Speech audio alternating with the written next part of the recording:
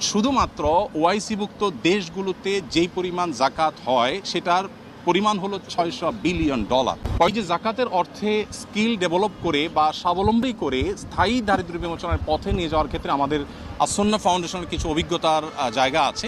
সেই জায়গা থেকে আমরা কিছু পরামর্শ, কিছু মত আমরা দেওয়ার চেষ্টা করছি মাননীয় প্রধানমন্ত্রীকে, এবং সেই মতগুলো তিনি শুনে তিনি খুবই খুশি হলেন এবং তিনি আমাদেরকে মাননীয় মন্ত্রী ধর্মমন্ত্রী মহোদয়কে এবং অন্যদেরকে সংশ্লিষ্টদেরকে নির্দেশ দিয়েছেন যে যেন জাকাত নিয়ে সরকারের জায়গা থেকে আরও ইফেক্টিভলি কীভাবে জাকাত বন্টনকে আরও সুশৃঙ্খলভাবে করা যায় এবং আরও ইফেক্টিভলি করা যায় সেই সম্ভাবনাগুলোকে খুঁজে বের করার জন্য তিনি নির্দেশ দিয়েছেন।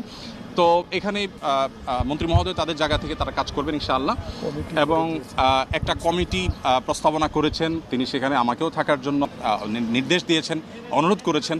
আমি ওনাকে বিনয়ের সাথে যদিও বলেছি যে এখানে বাইতুল মাল খতিব আছেন, আরও অনেকে আছেন, তারপরেও তার একান্ত অনুরোধে ইনশাআল্লাহ আমি হয়তো থাকার চেষ্টা করব।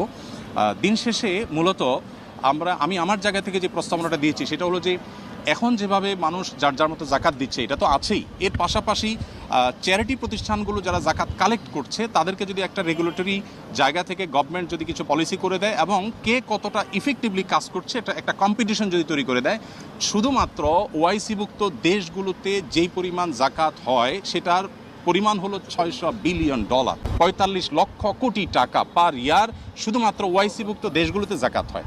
আমাদের দেশে সেই জাকাতের টাকা আনার কোনো প্রপার ওয়ে সেভাবে নাই।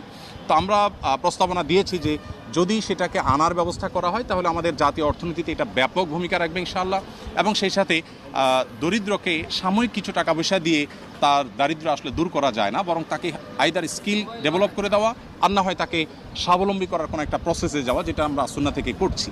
তো এই কমিটিতে কয়জন থাকবে এটা এখনো পুরোপুরি চূড়ান্ত হয়নি। 5-7 জনের একটা কমিটি হবে। সভাপতি মাননীয় মন্ত্রী ধর্মমন্ত্রী মহোদয়, তার সভাপতিত্বে কমিটি হবে, এবং বাইতুল মুকাররমের খতিব মহোদয়কে প্রস্তাবনা পাঠানোর জন্য মাননীয় প্রধানমন্ত্রী বলেছেন তিনি থাকবেন।